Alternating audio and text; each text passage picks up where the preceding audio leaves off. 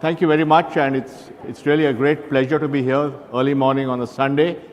I'll speak about India's digital transformation and what has happened over the last several years, which has made a huge difference and created a whole new model of economic growth.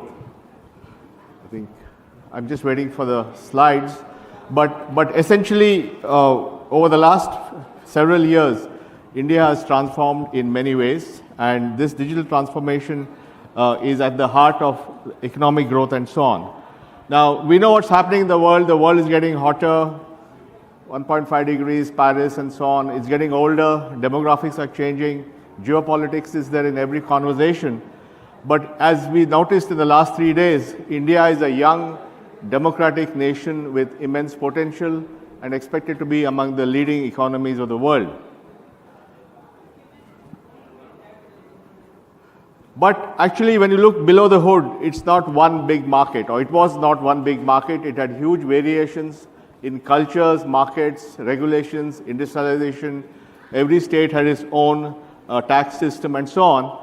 But what has now happened is all these things have come together to create one mega economy, which brings everything together and leads to immense productivity.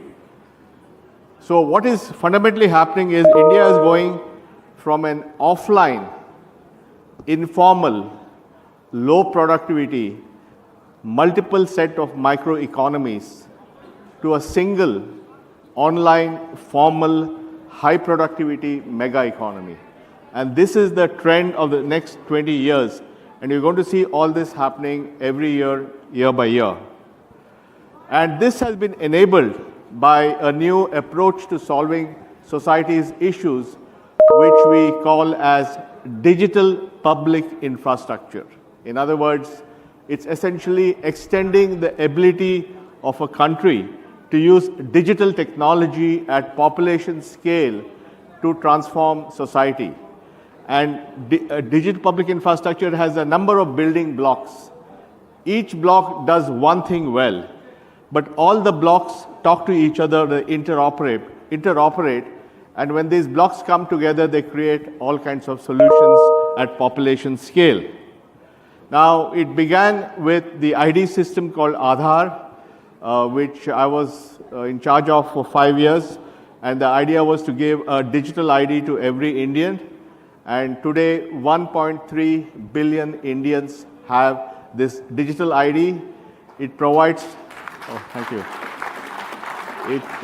It provides for online authentication of identity using your fingerprint, iris, OTP, face, whatever. And that system does 80 million transactions a day, which means 80 million times some Indian is using his Aadhaar to do an online verification. Now, this online verification, the second thing built on this was what's called as KYC, or Know Your Customer.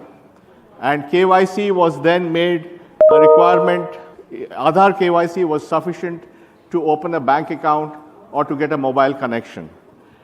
And in 2014, soon after Prime Minister Modi came to power, on August 28, 2014, he launched the Jan Dhan Yojana program, which is the world's largest financial inclusion program. And more than 400 million bank accounts were opened for people. And they were able to do that very quickly because in Aadhaar eKYC, you could do an online opening of a customer account. And today we have 700 million bank accounts that are linked to their Aadhaar IDs. And the same KYC is also used for non-cash, like our PDS system uses Aadhaar authentication to create an interoperable network. So it was fundamentally Aadhaar led to KYC and Jan Dhan Yojana, Prime Minister's initiative, led to massive financial inclusion. The same thing happened on the mobile side. The mobile industry adopted eKYC, and firms like Jio, Airtel, Idea, Vodafone, etc. all use this to speeden the rate of customer inclusion in KYC. And therefore, we saw a dramatic change in our networks. We have Jio was launched in 2016, and it went to 100 million customers in the first 6 months, giving free cards. All that was done because of Aadhaar KYC. So fundamentally, think about it. You had ID first, ID led to KYC, KYC led to banking inclusion, KYC led to mobile inclusion. So they all came together. And the years 2014 to 2016 were very critical for this, because in 2014, as I said, August 28, the Jan Dhan Yojana program was launched, which led to massive financial inclusion on the banking side. In 2015, the Prime Minister launched the Digital India program. The Digital India program included something called DigiLocker, which allows Indians to store their documents on the cloud or on their phones. And 180 million Indians today use DigiLocker to store their Aadhaar IDs or the vaccination certificates. And that's entirely built by MeitY, and it's a remarkable system we all use. 2015, Digital India also launched the digital signature, where now I can use my ID to sign a document on my phone. So if you want to apply for a loan on your phone, you can just sign the document and it's fully certified. So all this infrastructure was laid in 2015. And 2016 was really a seminal year, because in 2016, April 4th, India reached 1 billion Aadhaars. So 1 billion Aadhaars were reached within 7 years of the launch. On April 11, 2016, the new payment system UPI was launched. On September 5th, 2016, Jio was launched. Somewhere in 2016, the RBI took a decision to launch the account aggregator network. November 8, 2016, we had the withdrawal of currency notes, which gave a huge push to digital payments. So 2014 to 16 had all these momentous events that all led to this massive transformation. So just to give an idea, India did in 9 years what would have taken 47 years by traditional means. So the financial inclusion acceleration in 9 years, because of all these various initiatives, and we went from among the most unbanked countries in the world to one of the most financially included countries in the world in 9 years using technology. Similarly, the same thing happened with UPI.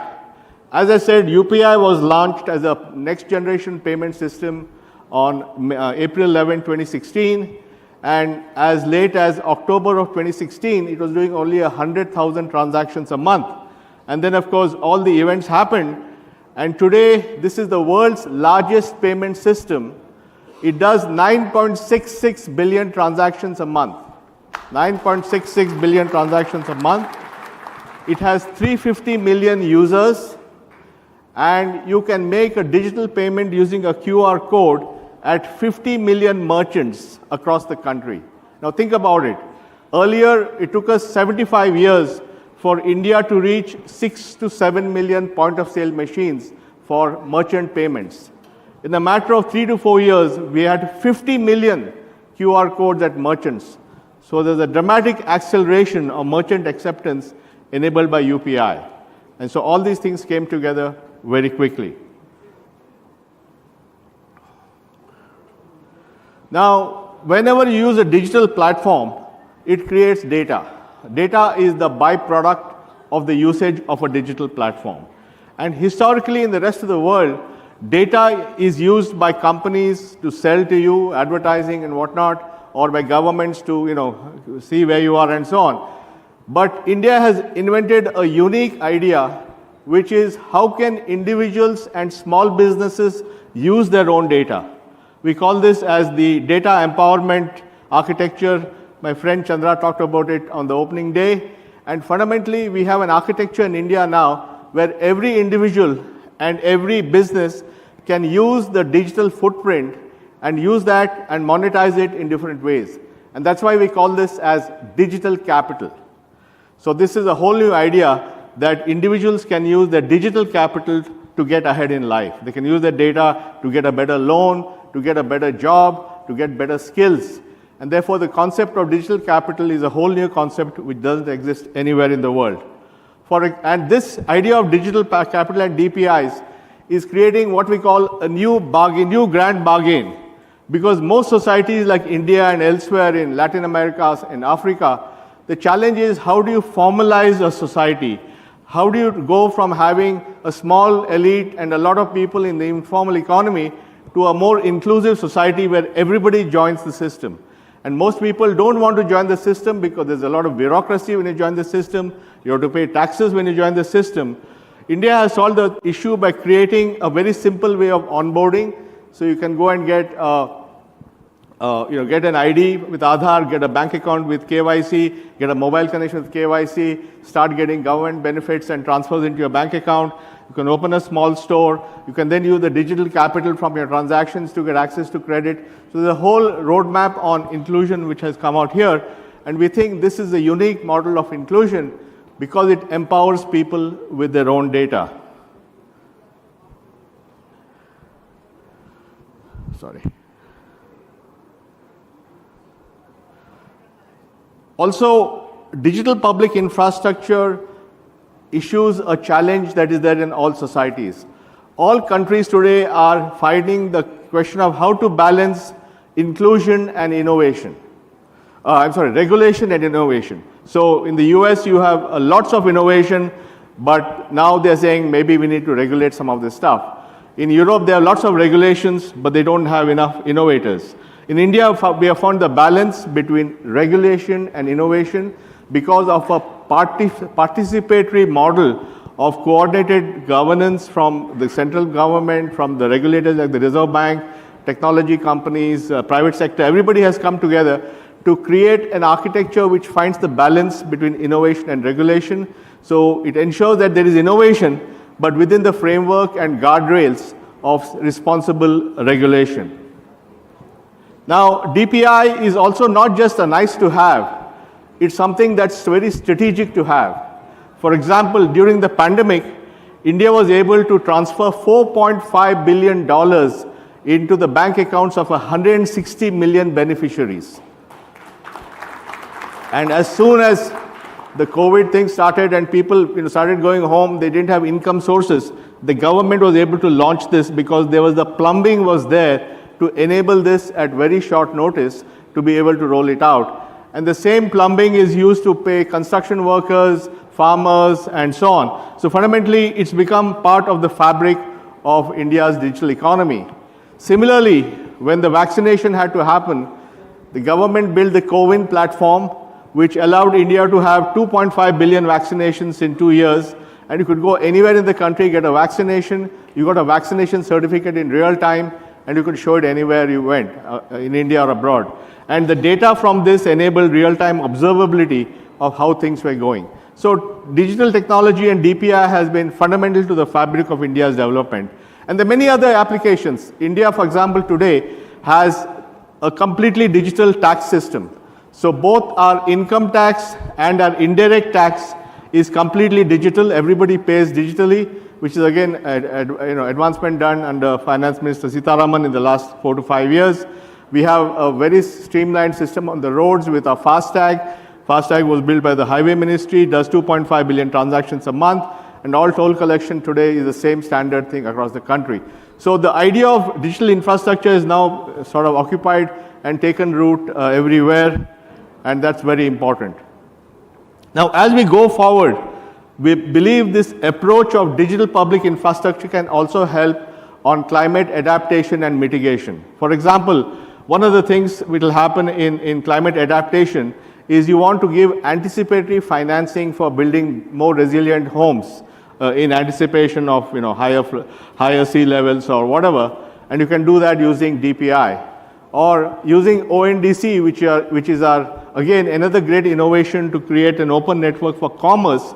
We can create a circular economy where things get recycled. And as you go towards, charging stations and energy going from, going to multiple locations, many batteries, you can create an interoperable network using this technology. So fundamentally, not only has DPIs helped us so far, it's also going to help us in the future. Now, all this has been possible thanks to the Indian IT services. Indian IT service industry today is about $250 billion, hiring about 5 million people, and my friend Chandra, Tata's have been Tata, Infosys are all leaders in this space, and that has given us the intellectual capital and experience to build all this technology. And to complement that, we have an extraordinary startup system. Again, I talked about the year 2016. In 2016, India had only 1,000 startups. Today, India has 100,000 startups. So this is not linear growth of 10% a year.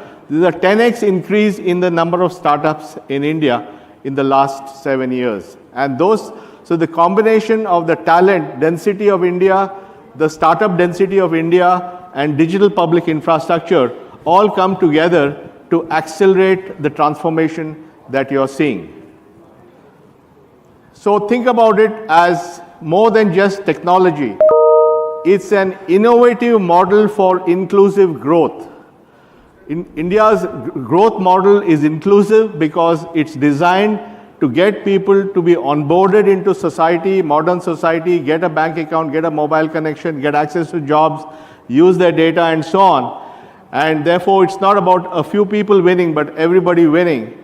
We think this model is unique, it's collaborative, it's equitable, and it's based on the principle that opportunity must be made available to everyone in the country, irrespective of where they are. Now, this is something which is now gaining global recognition, and now whether it's Bill Gates or whether it's the IMF, they're all recognizing India's unique contribution to digital public infrastructure, and therefore there's now a major move afoot to take this model to 50 countries in 5 years. And there's a global coalition of multilaterals like the World Bank, by IMF, co-developed, many groups are coming together. The Indian government and Minister Jaishankar are leading the effort to take this idea abroad. So over the next few years, you will see the proliferation of this new way of thinking about digital infrastructure at population scale using an open architecture is going to be more and more ubiquitous and prevalent around the world. And we have seen that this is something that actually makes a huge difference because we have data to show for it. Thank you very much.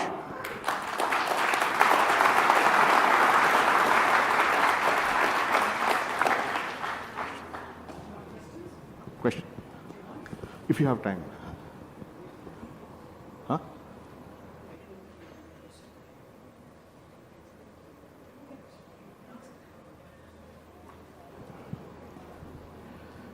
If there are any questions for Mr. Nilekani, just raise your hand and we can try and get the microphone to you. You'll have to stand, sir, so that the person can get to you. We get a mic, I think.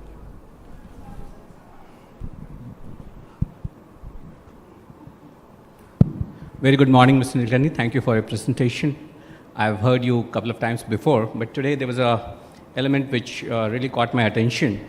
And since I'm dealing with environment and climate issues, and I know the fault lines and the requirements, so can these digital prowess that India has attained and is willing to share with the rest of the world, can it address some of the core issues?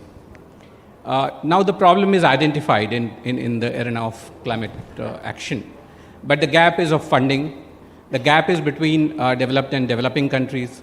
For some countries, it's a survival issue. So if you can really... obviously those are all beyond what digital products can do. But I'll give you a few examples, right? First is, there is going to be a huge need for individual cash transfers. First, you need it for resilience financing. Suppose you want to fortify a particular area, climate adaptation, you want to make the buildings safer or stronger, you have to give direct money transfer there. Or after a particular episode, there's a tsunami or a flood or something, you need to do emergency funding. So again, you need plumbing for that. Or you want to protect the forest and you want to pay people who live in the forest money not to cut down the trees in the Amazon, for example. You need infrastructure for that. So there are many use cases in the climate space where you need very good plumbing, which identifies a beneficiary, which has a bank account linked to the beneficiary and has the ability to transfer money to the beneficiary, which they can withdraw anytime. So that's one piece of it. Then, with ONDC, we have built an open network for commerce. Now that's selling to somebody. But tomorrow, when you want to have a circular economy, you also want to bring, you want to complete the cycle of collecting, things so that there's no wastage. You can build the reverse logistics also on the same platform. So we can actually enable circular economy. And then we talked about the energy if you have thousands of batteries all pumping up power, you need a grid to manage that intelligently. You can build that using a digital public infrastructure approach. I mean, there are many, many examples. For example, in India today, 2,000 cities approve building plans online. Now, you could now come out with new building codes on better buildings, more sustainable buildings. You could embed them into the building plan approval process, and suddenly 2,000 cities will have the same process. So I'm just giving examples that if you have this kind of agile infrastructure at population scale, then it allows you to be far more resilient and flexible and adapt to new situations, including the ones required for climate adaptation and mitigation. The last question, please. Yes. Good morning, sir. My name is Venkatesh. I work with Accenture. Fantastic presentation. Thank you for your thoughts. My question was largely on one of the interesting points you picked up in the conversation today on the adoption and the rate of adoption over 4 years that we did see. I'm sure many of us in the industry are quite envious of it. And we really like to know your thoughts on how trust or public trust in technology like this has actually played a big role in adoption. And how do you see that panning out when you scale it up for other countries, not just for the product? Panning out where? In other countries, right? Yeah. The role of trust in adoption. Well, I think in the case of Aadhaar, it was very clear that people saw this as an economic asset. That, you know, they were stuck in their villages, they had to get to the city, they couldn't even board a train without an ID, they couldn't get a bank account without an ID, they couldn't get a job without an ID. So I think the people very clearly understood that this was an economic asset that will improve their lives. So there was a massive demand all over the country for that. That's why we were able to get to 1 billion people in 7 years. In the case of UPI also, I think it's been seen as a huge convenience. For example, if I'm a vegetable vendor on the street, if I take digital payments, I will not have cash with me. That means somebody can't steal the cash from me, or somebody can't extort the cash from me, or if I go home, you know, somebody can't take away my money. So the fact that the money is going directly into the bank account and is secure is a huge reason. Safety is a big reason why they adopt digital payments. Or small merchants do it because their productivity goes up. They're able to sell very fast because the money collection happens with some sound box. So I think Indians are very, very adaptable, and once they see the convenience of a particular technology, they adopt it. And we're seeing that over and over again. The key thing is to make it population scale, low cost, small transactions, real time, and very convenient. If you do that, the rest will follow. Thanks.